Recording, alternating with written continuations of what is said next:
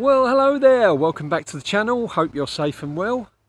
It's not raining, so we're back out in the garden and we're going to be fiddling about with some targets on my garden range.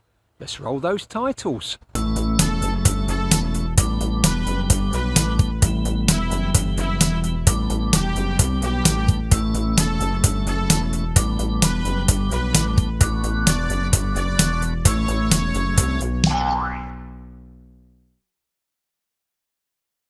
Here we are back in the shed then.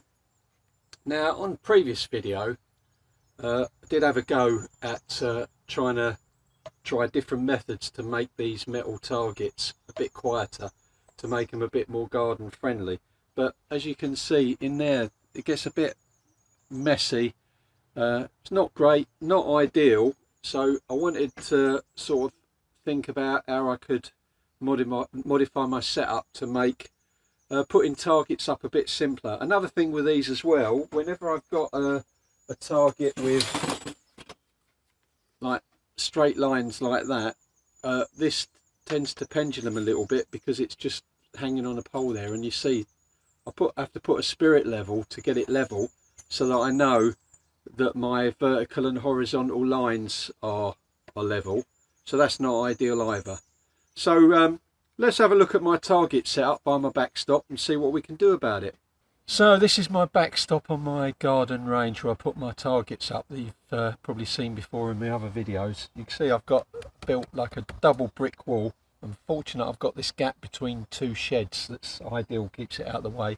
I've got this double brick wall and a sheet of rubber that the pellet goes in, that keeps the noise down. And then I welded up this frame with a bit of old angle iron, bolted some spinners on, and this takes my I think I've shown you before in other videos where I cut out scrap cardboard before I throw it in the recycling, A4 size, and that slips in there, and then I can stick targets to that, or you know, draw on dots on and stuff that I use.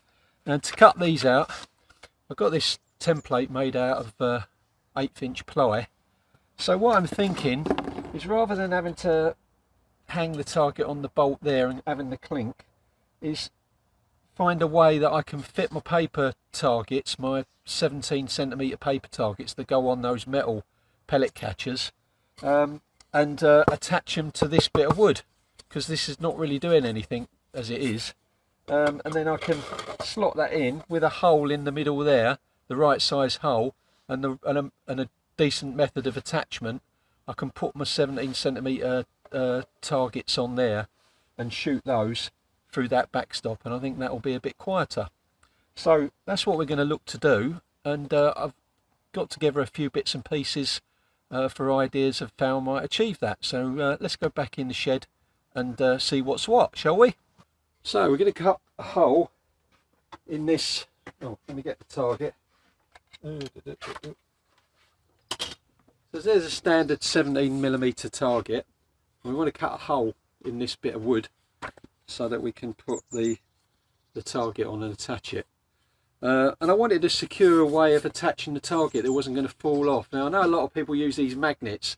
The problem is like, you know, if you're outside, you drop the maggots in the mud and you've got to hunt around and find them. So I want something that's sort of permanently attached to the wood. So I thought about sort of a clamp, some sort of clamp. And I had a look online, and I found these clamps here that are for clipboards. And you can see there that the lever bit comes up quite high, so it's nice and easy to put a target in. Clamps on the target, push it down, and it clips in. So and I bought a pack of these from I think I bought a pack from eBay, and it's about £5 for 5, really cheap.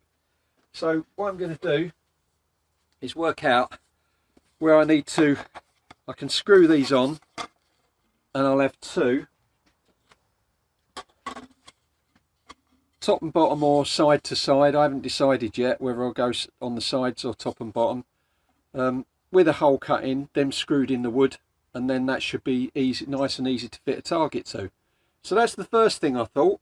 And then because these come on clipboards, I think, well, what about just using a clipboard? So I picked these, some clipboards up as well, and these are really cheap. I think these are something like only £2 each. Made of hardboard, a little bit bigger than sort of A4, already with a clip on the top. We might be able to get away with just one clip. So what I'm going to do is I'll cut these down to size so that they're the right width for A4, and again cut a hole in so that I can fit, fit the target to it, and we'll see how that goes as well. So we're going to go in the workshop and do that. Won't take long with a jigsaw and a drill. We'll get that sorted. But before we go in the workshop, I want to show you a new target that, well, not a new target, well, a new target for me, not a new target on the market, but a new HFT practice target that I acquired that I'm going to take a look at, see if it's any good. So we'll go and take a look at that now, and then I'll see you back in the workshop. What we have here then is the 5-hole Biathlon match target or knockdown target. It's variously branded online as either SMK or Milbro. As you can see, it's got these flaps. When you shoot the target, flap comes up and covers up the target. It's very weighty, very solid construction, made from 3mm steel throughout. Various methods of securing it. You've got holes in the base, and you've actually got the keyhole eyes at the end, so that you can sort of like mount it on a fence.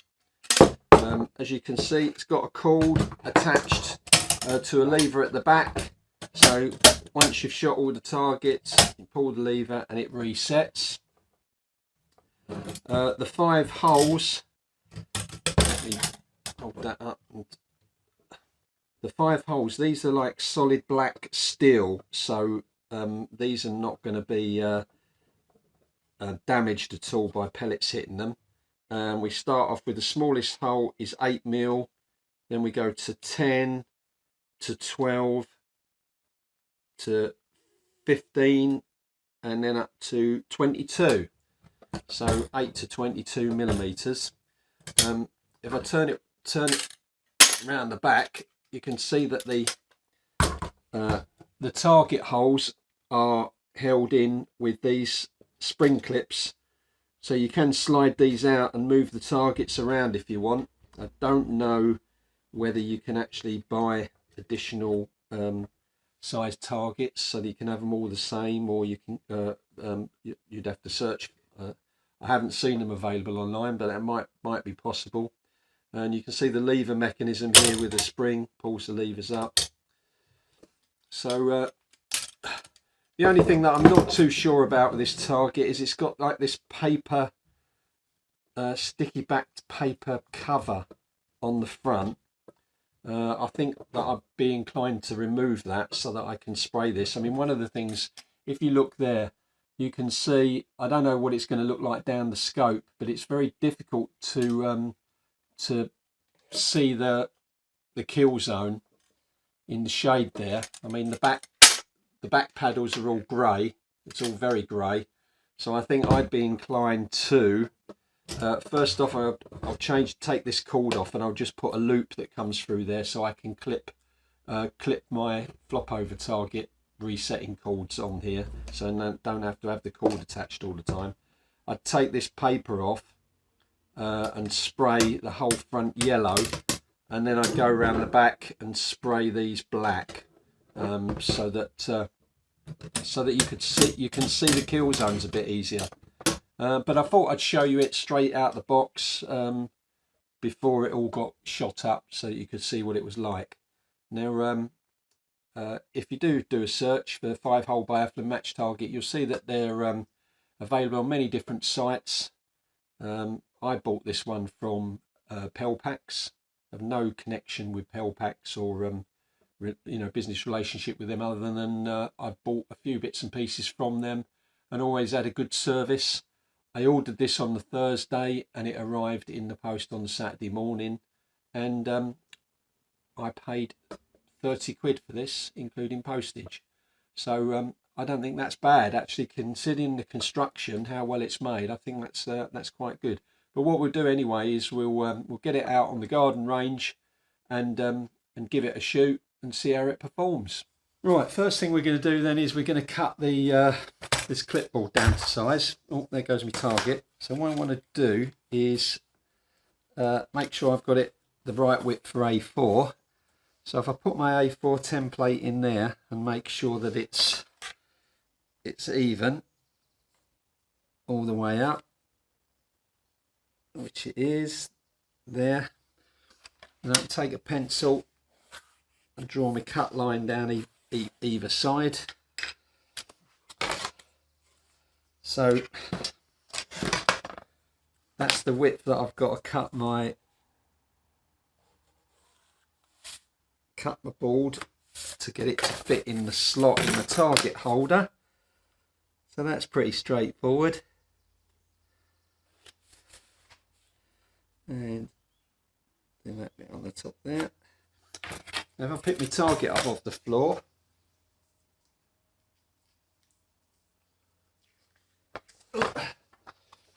right, so we can stick the target in, and then I want to make sure that the target's level, so I'm going to use a square on the bottom edge of the target. And what I'll do actually is I'll draw a line and I can level it along the line. So I can pull that in, straighten that up, make sure that's straight, and then I can draw around my target, and I know I can make my cut lines inside of the target there.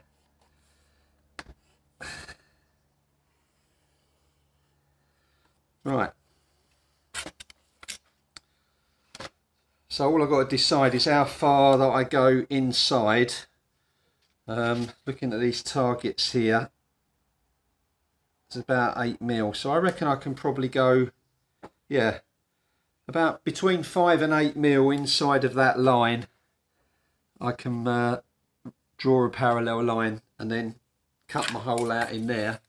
So that's all my lines marked up on that one. Let's move on to, let's move that out of the way. Oh, and move on to sorting out my plywood. Again, we want that to be in the middle somewhere. So let's give myself a line to work off. Parallel line. So we use that for the base of the target.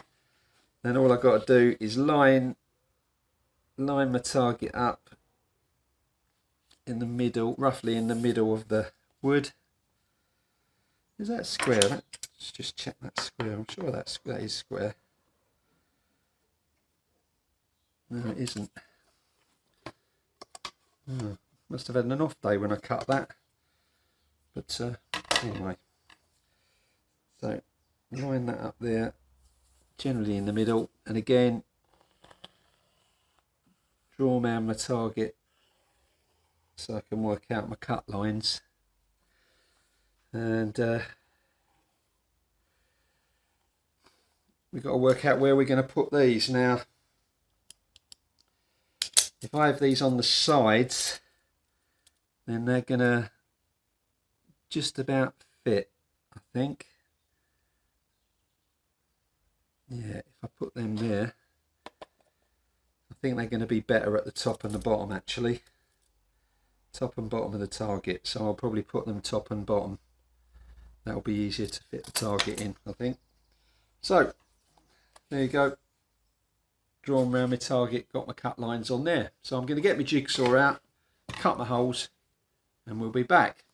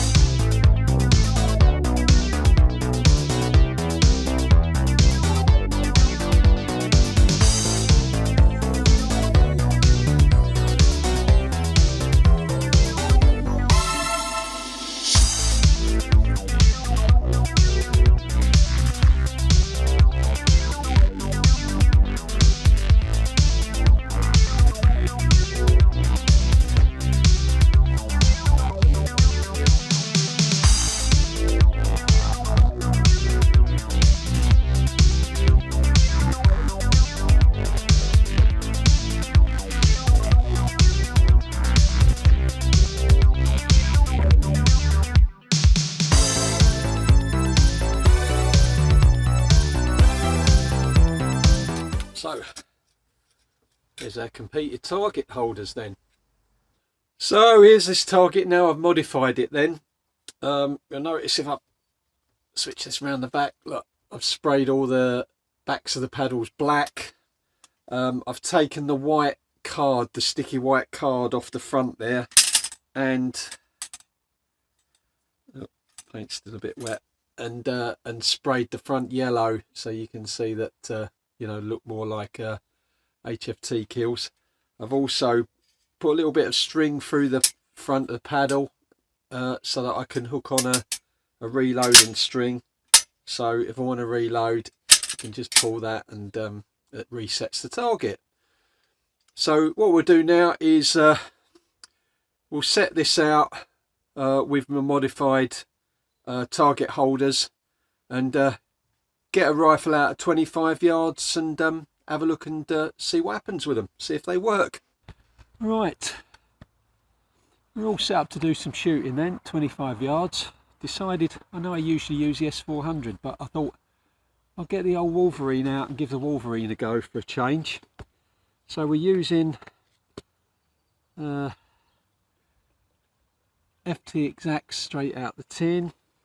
I'm going to start with the clipboard target that's just where the target's just clipped in at the top, because I want to see whether the pellet strike's are going to push the target through the hole or whether the target stays in position. So I've got a video down the other end again as well, and let's give it a go, see what happens.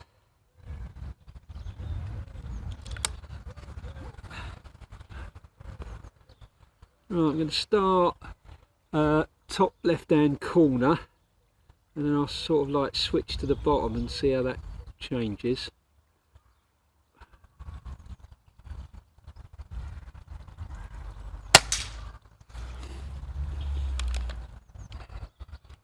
It's a little bit of a crack, but I guess because you're hitting the paper, but it doesn't sound like as clinky as hitting metal.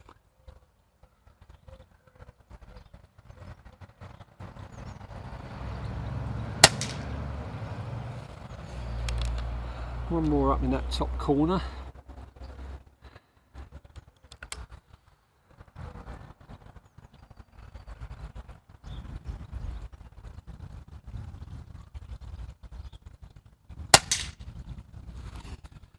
Right, now we'll try the middle of the bottom edge and see what happens there. So the third one from the right on the bottom row.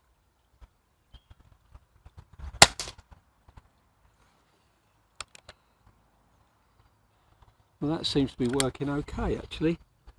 The only thing I'm thinking though is if it gets a bit windy, the wind might get under that target and blow it up a little bit.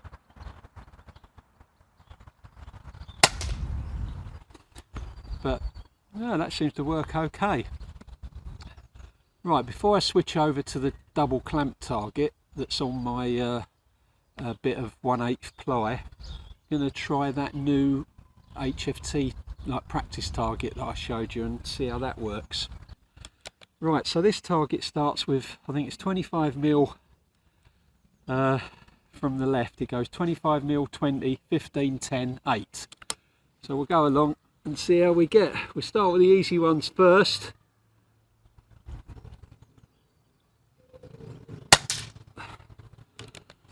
Well, that worked all right. Oh. Oh, put the pellet in the wrong way around. That makes me pellets up. Right, onto the 20.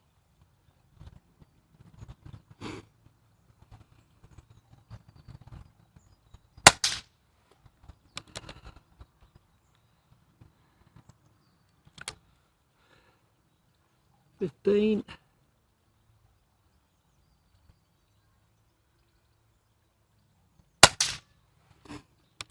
No.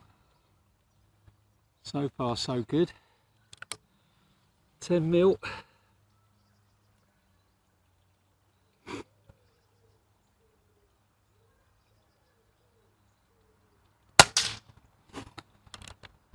And last but not least, the 8mm.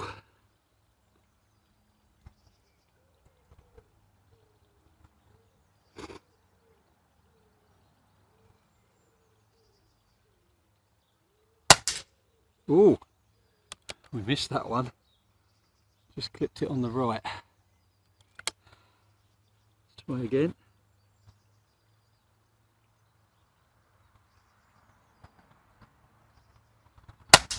There we go. Second time works a charm.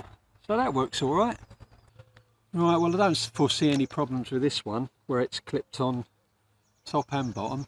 At least when it's windy the target's not going to flap around at all. But I did reposition the target. It's a lot easier to do it with two hands than one hand. But there we go. Right, one thing that I noticed with this as well is on this particular target, the bottom row, as you'll see in the video, is quite close to that bracket. So you'd have to be careful not to hit that metal bracket because you'd knacker the target. So I'm going to avoid the extreme bottom row. Perhaps I should have put the target the right way up, then it probably would have been okay. So let's do top right hand corner and see what's what.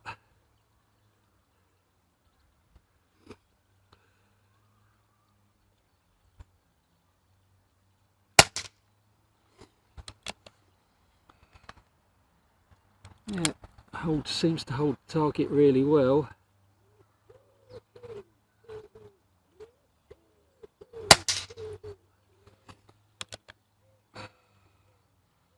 One more in that top one and then we'll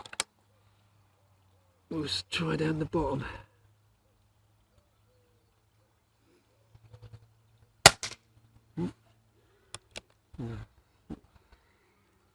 That one drifted a bit to the left. Right, let's try the sort of penultimate row above where we shot before, which is the third from the right.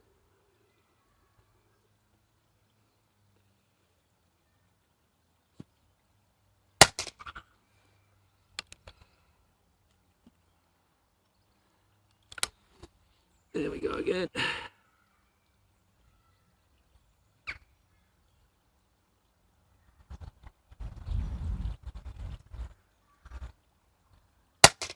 Ooh, that's gone off to the left as well, like before.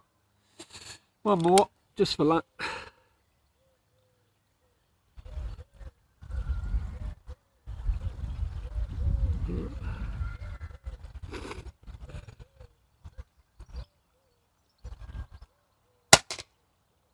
Yep, straight through the hole.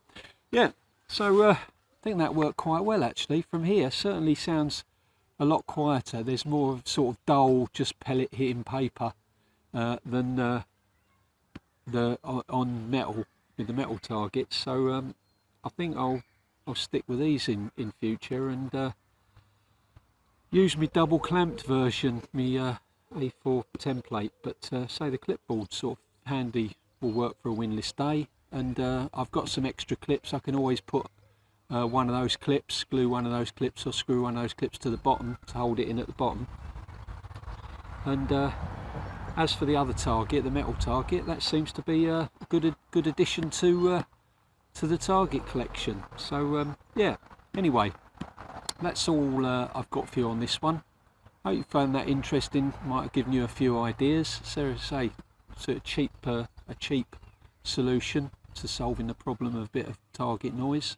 And hopefully I'll see you on the next one. Bye for now.